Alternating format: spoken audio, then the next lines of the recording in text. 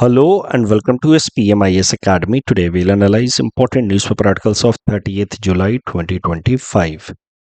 Please note you can download the PDF version of today's newspaper analysis by clicking the link given in the comment section. This is the list of the topics that we'll be covering from today's newspaper. The first topic is about NISAR, which stands for NASA ISRO Synthetic Aperture Radar Mission. This topic is important from our syllabus GS Paper 3 Science and Technology point of view. समझते हैं detail में कि क्या है निसार। मैंने जैसे आपको पहले ही बताया, it stands for NASA ISRO synthetic aperture radar mission. नाम से जैसा आपको समझ आ रहा है, it is a joint mission bye space agency of India ISRO and space agency of US, that is NASA. ये जो निसार मिशन है एक्चुअली में एक सैटेलाइट है जो लॉन्च किया जा रहा है। लॉन्च कर रही है भारत की स्पेस एजेंसी इसरो, लेकिन इस सैटेलाइट को बिल्ड किया है इसरो और नासा ने मिल करके। और ये एक अर्थ ऑब्जर्वेशन सैटेलाइट है, मतलब इस सैटेलाइट को स्पेस में लॉन्च किया जाएगा और वहां से लगातार अर्थ को ऑब्जर्व करेगा और अर्थ रिलेटेड इमेजेस, अर्थ के इमेजेस वो हमें वापस से रिले करेगा, ताकि हम अर्थ के अलग अलग एरियाज के ऊपर नजर रख पाए, मॉनिटर कर पाए। So with help of this NISAR satellite, which is an Earth observation satellite, we will be able to monitor land and ice movement, crop fields, biomass with respect to forest, water bodies and many more things. Mountains को हम monitor कर पाएंगे। तो Nisar basically earth को scan करता रहेगा and it will keep on sending earth based images to us, and it will work throughout the year and it will work in all weather conditions. ऐसा नहीं कि क्लाउडी कंडीशन में work नहीं कर पाएगा। ये बहुत ही sophisticated earth observation satellite system है, तो it will keep on sending information all round the year, even in all weather conditions during day and night as well. और ये इंफॉर्मेशन 12-12 दिनों के इंटरवल में हमारे पास आती रहेंगी। तो हर 12 दिन पे हमारे पास पिछले 12 दिनों का इंफॉर्मेशन रहेगा, फिर अगले 12 दिनों में बैच फॉर्म में, बैचेज में हमारे पास इंफॉर्मेशन आएगा विथ रिस्पेक्ट टू अर्थ।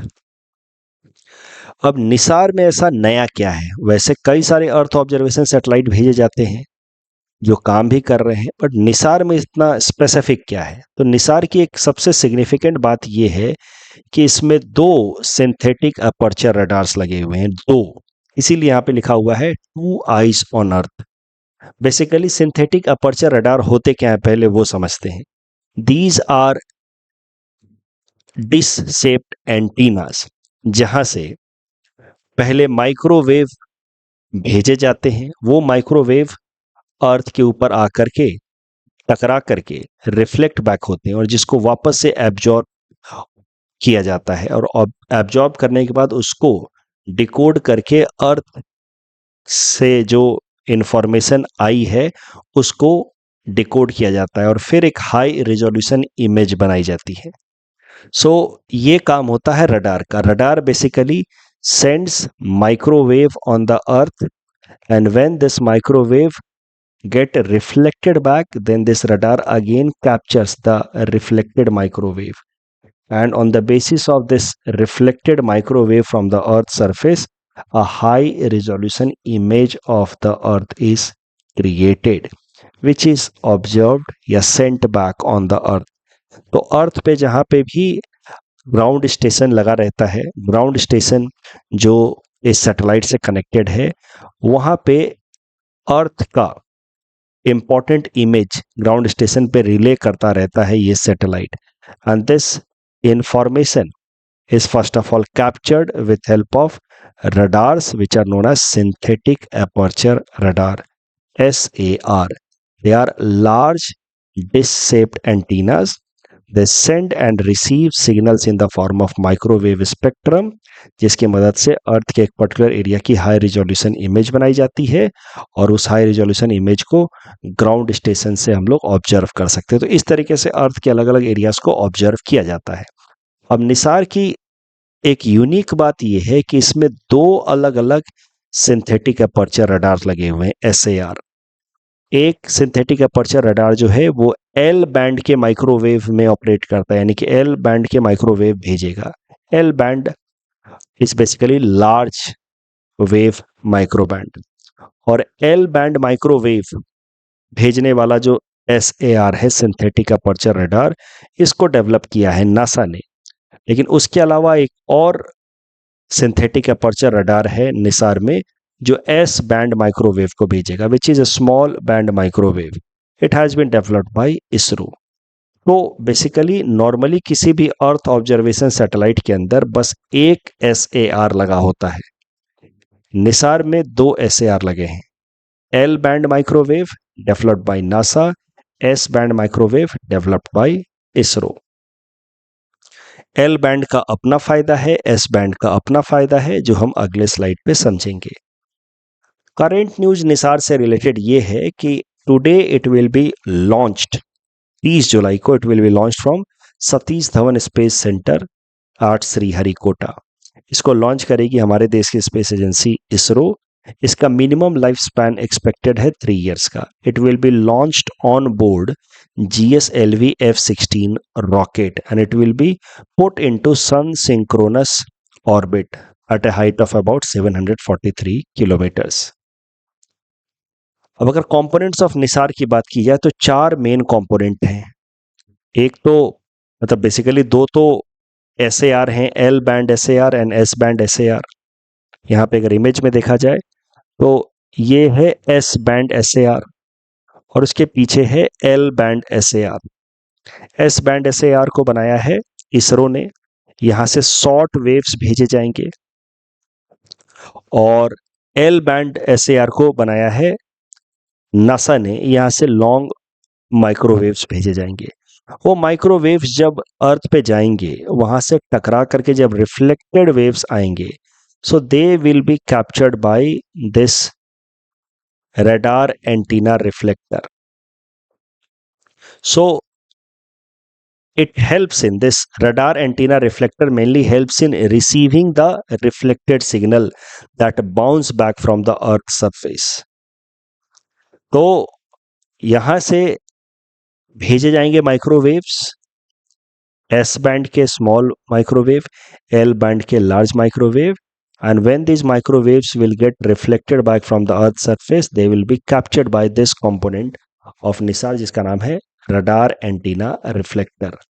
तो इसका मेन काम तो है रिफ्लेक्टेड माइक्रोवेव को कैप्चर करना, but it will also help in sending the microwave. जैसे कि कुछ माइक्रोवेव जैसे एस बैंड से इस डायरेक्शन में जाएंगे, वो यहाँ से टकरा करके वापस से अर्थ की तरफ जाएंगे। So in that way radar antenna reflector helps in sending out the microwave also. It will also help in receiving the reflected signal that bounce from the earth surface and come back to this NISAR. ये जो radar antenna reflector है ये 12 metre का इसका diameter होगा, but launch करते time it will be in a closed format, closed structure. It will unfurl itself, यानी कि it will open up in the space, और ओवरऑल जितना एरिया से रिलेटेड डेटा या इंफॉर्मेशन कवर किया जाएगा by this 2 L and S wave SAR वो होगा about 240 square kilometre areas. 240 square kilometre area या 20 किलोमीटर के डायमीटर वाला एरिया, 20 किलोमीटर का डायमीटर वाला एरिया या approximately 240 to 260 square kilometre area का एक बार में इमेज कैप्चर किया जाएगा। अब देखिए एल बैंड SAR यानी कि लॉन्ग माइक्रोवेव भेजने वाला जो SAR है जो नासा ने डेवलप किया है, उससे क्या होगा कि this NISAR will be able to capture information even in rough weather conditions. It will be able to penetrate even into vegetation, soil, ice, क्योंकि जो लॉन्ग वेव्स होते हैं वो penetrate कर पाएंगे even in these conditions, and that is why this L band SAR will be useful for observing crops, forest, water bodies etc. But long waves की एक अच्छी बात ये होती है कि they can penetrate even the turbulent conditions, they can penetrate even the dense forest, but उनकी problem ये होती है कि वो बहुत हाई रिजोल्यूशन वाले इमेजेस नहीं दे पाते। लॉन्ग वेवलेंथ वाले माइक्रोवेव की प्रॉब्लम ये होती है। तो इसीलिए एल बैंड एसएआर के साथ कॉम्प्लीमेंट करने के लिए लगाया गया है निसार में S band SAR, which will be using short wavelength microwaves, and this short wavelength microwave will provide detailed surface level information, यानी कि ये हाई रिजोल्यूशन वाले इमेजेस प्रोवाइड करेगा। So that is the reason why two frequency bands are used. L band, longer wavelength, can penetrate vegetation, soil and snow, but S band will provide detailed surface data, and that is why L band and S band SAR दोनों को इसमें भेजा जा रहा है। That is why NISAR is being called as two eyes on the earth, and that is the unique feature about NISAR. It is an earth observation satellite like many other satellites sent so far. But बाकी जितने भी अर्थ observation satellite है उसमें एक synthetic aperture radar रहता है, यहाँ दो है, एल एंड एस बैंड के माइक्रोवेव्स। इसके कारण क्या है कि both L and S microwave वाला जो सिंथेटिक अपर्चर रडार है, they will work in tandem, they will work in coordination with each other, and that is how they will be able to send comprehensive data with respect to earth surface. At the same time they will be able to send detailed picture या image as well. L band के कारण comprehensive data आएगा, S band के कारण detailed picture आएगा। निसार का इस्तेमाल earth surface को ऑब्जर्व करने में के लिए होगा, फॉरेस्ट बायोमास को ऑब्जर्व करने के लिए होगा, आइस सीट मूवमेंट को ऑब्जर्व करने के लिए होगा, agricultural field, coastal water body shift, as well as management of earthquake, landslide and natural disasters के मैनेजमेंट के केस में निसार का इस्तेमाल किया जा सकता है। निसार जो टॉपिक हमने डिस्कस किया उसके बेसिस पे ये प्रीलिम्स प्रैक्टिस क्वेश्चन है। Please attempt this question and submit the answer in the comment section. Nisar के क्या फीचर्स हैं, क्या उसका कंट्रीब्यूशन हो सकता है in disaster management, environmental monitoring and climate change, उससे रिलेटेड ये मेंस क्वेश्चन है which you can expect in GS paper 3 science and technology segment. You can try it on your own. If needed, you can read the hints as well. ध्यान रहे जब भी आपसे पूछा जाए तो सवाल को ब्रेक डाउन कीजिए कि अच्छा निसार का यूज पूछ रहा है डिजास्टर मैनेजमेंट में, इन्वायरमेंटल मॉनिटरिंग में, क्लाइमेट चेंज में, तो फिर तीनों सेगमेंट को अलग अलग आप एड्रेस करने की कोशिश कीजिए, तब जाकर के आपके मार्क्स बेहतर हो पाएंगे। Next topic is about international tiger day and tiger density in Kaziranga. Important from our syllabus GS paper 3 environment point of view, also useful from our syllabus GS paper 5 ASAM issues point of view। देखिए हर साल कल का दिन यानी कि 29 जुलाई celebrate किया जाता है world wide as international tiger day या global tiger day. It is celebrated in order to raise awareness about tiger and importance about its conservation. So this day is used as a platform for promoting comprehensive efforts in safeguarding tiger। ये तो basic सी बातें हैं, कोई भी day इसीलिए मनाया जाता है ताकि उस स्पीसीज को कंजर्व किया जा सके या उसके कंजर्वेशन से रिलेटेड अवेयरनेस क्रिएट किया जा सके, ये तो ऑब्वियस सी बातें हैं। Let us see the history of international tiger day, कि आखिर 29 जुलाई को इंटरनेशनल टाइगर डे क्यों सेलिब्रेट किया जाता है। तो देखिए साल 2010 में सेंट पीटर्सबर्ग रसिया में एक समिट बुलाई गई, सेंट पीटर्सबर्ग टाइगर समिट। इस समिट में दुनिया के 13 देशों को इनवाइट किया गया, 13 टाइगर रेंज कंट्री, जहां जहां पे भी टाइगर सिग्निफिकेंट नंबर्स में मिलते हैं उन देशों को इनवाइट किया गया in Saint Petersburg tiger summit. 13 tiger range countries, basically the countries which are home to tigers. और यहाँ पे लक्ष्य रखा गया सेंट पीटर्सबर्ग टाइगर समिट में कि ये 13 देश आने वाले 12 सालों में यानी कि 2022 तक अपने अपने यहाँ पे ओवरऑल टाइगर्स की संख्या को डबल कर देंगे ताकि ग्लोबली भी टाइगर्स की संख्या डबल हो जाए। तो T/2 यानी कि टाइगर्स की नंबर जो 2010 में थी उसको 2 टाइम्स बढ़ाने का लक्ष्य रखा गया by 2022 by these 13 tiger range countries at Saint Petersburg tiger summit.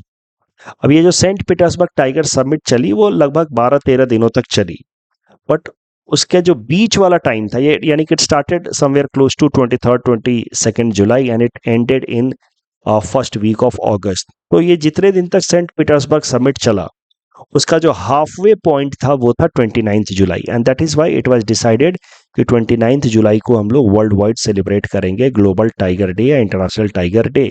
So it was basically middle या halfway point between the first and last day of Saint Petersburg tiger summit. That is the significance of 29 July. और हर साल इस दिन को हम लोग मनाते हैं इंटरनेशनल टाइगर डे। साल 2025 का इंटरनेशनल टाइगर डे का थीम है securing the future of tigers with indigenous people and local communities at heart. अब करंट न्यूज ये है कि ग्लोबल टाइगर डे के ओकेजन पे असम के चीफ मिनिस्टर हिमंता बिस्वा शर्मा साहब ने एक रिपोर्ट रिलीज की है online, and as per that report Kaziranga tiger reserve जो असम के अंदर है, it is having third highest tiger density in India after Bandipur tiger reserve of Karnataka and Corbett national park of Uttarakhand.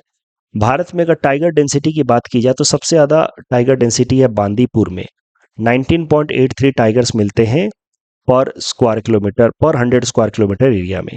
दूसरे नंबर पे है कॉर्बेट, 19.56 टाइगर्स पर 100 स्क्वायर किलोमीटर एरिया में। And Kaziranga में है तीसरे नंबर पे सबसे ज्यादा टाइगर डेंसिटी में काजीरंगा का नाम है, 18.65 टाइगर्स पर 100 स्क्वायर किलोमीटर एरिया। काजीरंगा के अंदर अगर टाइगर्स की बात की जाए तो 2022 में there were 104 tigers and now the number has increase to 148 in 2024। ये जो नंबर इंक्रीज हुआ है that has happened mainly because Vishwanath wildlife division में पहली बार टाइगर एस्टिमेशन किया गया, जहां पे 27 और नए टाइगर्स पाए गए। इस टॉपिक डिस्कशन के बेसिस पे प्रिंस प्रैक्टिस क्वेश्चन है, please attend this question and submit the answer in the comment section. Next topic is about प्रधानमंत्री नरेंद्र मोदी जी की मन की बात प्रोग्राम के बारे में and bird census in Kaziranga. तो this topic is important from our syllabus GS paper 4 ethics and integrity point of view, and it can also be useful from our syllabus GS paper 5 Assam issues point of view. तो करंट news ये है कि प्रधानमंत्री नरेंद्र मोदी जी ने अपने मन की बात रेडियो प्रोग्राम में जिक्र किया हाल फिलहाल में grassland bird census that was recently conducted in Kaziranga national park. This was first ever grassland bird census, यानी कि ग्रासलैंड जो काजीरंगा नेशनल पार्क में मेनली तो ग्रासलैंड ही है, वहां पे बर्ड्स की गिनती की गई है, अलग अलग तरह के बर्ड्स स्पीसीज की गिनती की गई है, and this has been done for the first time. उसका जिक्र किया प्रधानमंत्री नरेंद्र मोदी जी ने अपने प्रोग्राम मन की बात में। This grassland bird census in Kaziranga National Park was led by a PhD student Chiranjeev Bora. Mr. Chiranjeev Bora was supported by Inspire Fellowship Program of Department of Science and Technology. तो उस programme के अंतर्गत उनको support मिला and then he conducted first ever grassland bird census in Kaziranga national park. इसमें जो technology use की गई वो कुछ ऐसी थी कि अलग अलग पेड़ों के ऊपर रिकॉर्डर्स लगा दिए गए। इन रिकॉर्डर्स की मदद से बर्ड्स के साउंड को कैप्चर किया गया in the breeding season from March to May, and then इस साउंड को एनालाइज किया गया यूजिंग बर्ड नेट, जो एक तरीके का मशीन लर्निंग सॉफ्टवेयर है, जिससे फिर आइडेंटिफाई किया गया कि अलग अलग किस किस तरीके के बर्ड स्पीसीज काजीरंगा में हैं। क्योंकि इस मशीन के अंदर ऑलरेडी डेटा था कि इस तरीके की आवाज़ हो तो इसका मतलब ये बर्ड है, दूसरे तरीके की आवाज़ हो तो उसका मतलब दूसरी बर्ड है। तो इस मशीन की मदद से डिकोड करके फिर ये जो रिकॉर्डर्स ने जितने भी तरीके के बर्ड्स की आवाज़ रिकॉर्ड की थी, उससे पता लगाने की कोशिश की गई कि काजीरंगा में कितने तरीके के बर्ड स्पीसीज हैं, and it was found that there are 43 grassland bird species in Kaziranga grassland area, जिसमें से 4 क्रिटिकली इंडेंजर्ड बर्ड्स हैं। अगर बर्ड्स की बात की जाए इन द ग्रासलैंड एरिया तो they are like indicator of an ecosystem's health. किसी भी एरिया में अगर बर्ड्स मिल रहे हैं तो इसका मतलब यह है कि उस एरिया का इकोसिस्टम हेल्दी है। तो grassland birds are like health indicator of the grassland.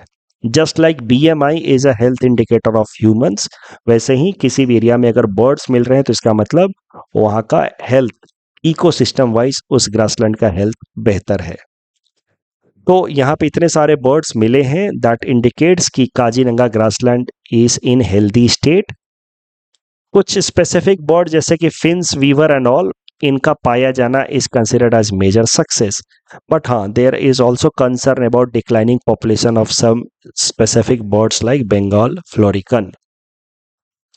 अब थोड़ी सी बात कर लेते हैं मन की बात प्रोग्राम के बारे में। मन की बात प्रोग्राम से रिलेटेड मेंस में प्रश्न आया था लास्ट टू लास्ट ईयर।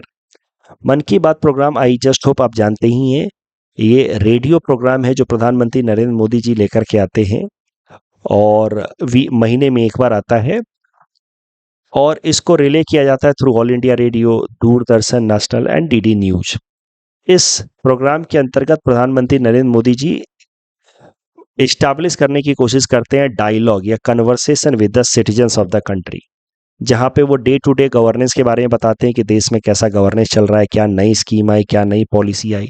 साथ ही साथ वो अपना विजन भी शेयर करते हैं कि वो भारत का किस तरीके का भविष्य देखना चाहते हैं। तो he shares the vision of India's future. Mann Ki Baat programme को अपॉलिटिकल रखा जाता है, इसमें कोई भी पॉलिटिकल एजेंडा नहीं होता है। ये जो मन की बात प्रोग्राम प्रधानमंत्री नरेंद्र मोदी जी लेकर के आते हैं, जहां वो विजन शेयर करते हैं भारत के लोगों के साथ और उनको मोटिवेट करने की कोशिश करते हैं in the direction of that vision, ये एक इम्पॉर्टेंट मैनिफेस्टेशन हो सकता है या एग्जाम्पल हो सकता है ऑफ लीडरशिप, गुड लीडरशिप। तो एथिक्स की क्लास की बेसिक बातें याद करने की कोशिश कीजिए कि लीडरशिप का क्या डेफिनेशन मैंने वहां बताया था। ट्रेट ऑफ लीडरशिप या क्वालिटी ऑफ गुड लीडरशिप क्या होता है कि लीडर के अंदर पहले विजन होना चाहिए और फिर उस लीडर के अंदर एक एबिलिटी होनी चाहिए to share that vision with the masses and motivate the masses for following that vision, and that vision should not be selfish या guided by vested interest, that vision should be for common interest, collective benefit. तो ये सब कुछ features होते हैं leader के। और ये जो प्रधानमंत्री जी की मन की बात प्रोग्राम है, it is a manifestation of या example of good leadership trait, जहां पे वो अपने विजन को भारत के लोगों के साथ शेयर करते हैं और उनको मोटिवेट करने की कोशिश करते हैं in the direction of that vision. इस पॉडकास्ट में या इस मन की बात प्रोग्राम में किन किन एरियाज पे फोकस किया जाता है, तो वाइड रेंज ऑफ टॉपिक्स लिए जाते हैं, social issues, education, health care, environment, साथ ही साथ गवर्नमेंट की जो अलग अलग वेलफेयर स्कीम्स चल रही हैं, स्वच्छ भारत अभियान, बेटी बचाओ बेटी पढ़ाओ, डिजिटल इंडिया, उसके बारे में अवेयरनेस क्रिएट किया जाता है।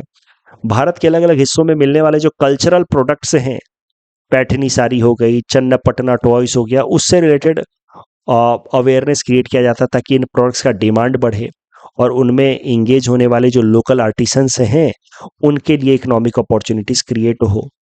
PM Modi also share success stories in order to motivate people. For example recently उन्होंने जिक्र किया कविता धावले जी का from Paithan village of Maharashtra. So पहले तो she work in a very small room जहाँ पे वो पैठनी साड़ी बनाती थी, फिर with help of some government scheme she has now started a bigger area of her own, जहाँ पे वो सेल्फ मेड पैटर्नी साड़ी बनाती हैं और बेचती हैं, जिससे उनकी इनकम 3 टाइम्स बढ़ गई है and she is now also creating employment for other women in that area. तो इस तरीके के मोटिवेशनल एग्जाम्पल शेयर करते हैं पीएम मोदी। आप इसको याद कर सकते हैं अपने आंसर राइटिंग के लिए भी एथिक्स में। तो इस तरीके से वो मोटिवेशनल एग्जाम्पल शेयर करते हैं ताकि बाकी लोगों को भी उससे मोटिवेशन मिले। साथ ही साथ जो अलग अलग मास मूवमेंट्स हैं जिसमें जनता का कंट्रीब्यूशन जरूरी है, ऐसे मूवमेंट से रिलेटेड अवेयरनेस क्रिएट करने की कोशिश करते हैं, जैसे mission life, fit India, drug free India. And it's an interactive programme जहाँ पे बीच बीच में लोगों के ओपिनियन भी लिए जाते हैं, तो कई सारे लोगों को भी मौका दिया जाता है कि वो मन की बात प्रोग्राम में अपना अपना एक्सपीरियंस शेयर कर पाए। तो people from all walks of life also participate and express their view point. अब ये जो काजीरंगा नेशनल पार्क से रिलेटेड हमने आइडिया डिस्कस किया, बर्ड्स सेंसस से रिलेटेड, उसके बेसिस पे प्रीलिम्स प्रैक्टिस क्वेश्चन है एंड लीडरशिप ट्रेट्स के ऊपर कि leadership is not just about having some executive role कि आप मिनिस्टर हैं, प्राइम मिनिस्टर हैं, it's more about developing connections with people. इसके ऊपर मैंने ये प्रश्न बना करके दिया है जो आपसे एथिक्स एंड इंटीग्रिटी पेपर में पूछा जा सकता है। तो आपको पहले बताना है कि एक लीडर का ट्रू एट्रीब्यूट होता क्या है। विजन होना चाहिए, अपने विजन को शेयर करना आना चाहिए, अपने फॉलोअर्स को मोटिवेट करना आना चाहिए in order to attain that vision. और फिर आपको बताना है कि एग्जीक्यूटिव पोजीशन होल्ड करने से कोई सिर्फ लीडर नहीं बन जाता, कोई मिनिस्टर बन जाने से या प्राइम मिनिस्टर बन जाने से, प्रेसिडेंट बन जाने से कोई लीडर नहीं बन जाता। Merely holding executive position does not make you a leader. आपके अंदर ये काबिलियत होनी चाहिए, आपके अंदर कनेक्शन डेवलप करने की काबिलियत होनी चाहिए। और फिर यहाँ बोला एक्सप्लेन विथ एग्जाम्पल, तो फिर आप महात्मा गांधी का एग्जाम्पल दे सकते हैं। महात्मा गांधी ने कोई एग्जीक्यूटिव पोजीशन कभी होल्ड किया ही नहीं, ना ही वो कभी मिनिस्टर बने ना कुछ, yet he is considered to be the biggest leader of the country, reason being he was able to develop connection with the masses. He was able to motivate the masses to come up and participate in the vision that Mahatma Gandhi had. And यही कारण है कि महात्मा गांधी ने Indian freedom struggle को mass movement बनाया, जहां पे masses को उसके साथ जोड़ा, because he had leadership trait. यही कारण है कि नॉन कॉपरेशन मूवमेंट या सिविल डिसोबीडियंस मूवमेंट में लोगों ने एक्टिवली पार्टिसिपेट किया, and they were example of mass movement. Swadeshi movement mass movement उतना नहीं बन पाया जितना non cooperation movement and civil disobedience movement बना। और फिर आप प्रधानमंत्री नरेंद्र मोदी जी के मन की बात प्रोग्राम को भी एग्जाम्पल के तौर पे बता सकते हैं कि it is an example of leadership trait. वहां पे वो कोई पॉलिटिकल रोल नहीं प्ले करते, does not come as a prime minister of the country, so he is not using his executive role, he is simply trying to share his vision with the people of the country, so it is a manifestation of leadership trait. Next topic छोटा सा topic है, police perspective से आपको याद रखना है, operation Mahadev. तो जो भी टेररिस्ट मास्टरमाइंड थे बिहाइंड पहलगाम टेरर अटैक, उन टेररिस्ट को एलिमिनेट कर दिया गया है अंडर एन ऑपरेशन जिसका नाम है operation Mahadev, which has been jointly carried out by Indian army, Jammu Kashmir की police as well as CRPF. तो ये हमारी सिक्योरिटी एजेंसीज ने ये टेररिस्ट को एलिमिनेट कर दिया under operation Mahadev. These terrorists were basically mastermind behind Pahalgam terror attack that happened in April this year. Indian judicial से रिलेटेड जो कल आपको प्रैक्टिस क्वेश्चन दिया था उसमें सेकंड स्टेटमेंट रॉन्ग है। High courts can also issue writs in order to enforce fundamental rights. Kalapani dispute से related दोनों स्टेटमेंट सही है, यहाँ पे भी दोनों स्टेटमेंट सही हैं regarding conflict between Cambodia and Thailand.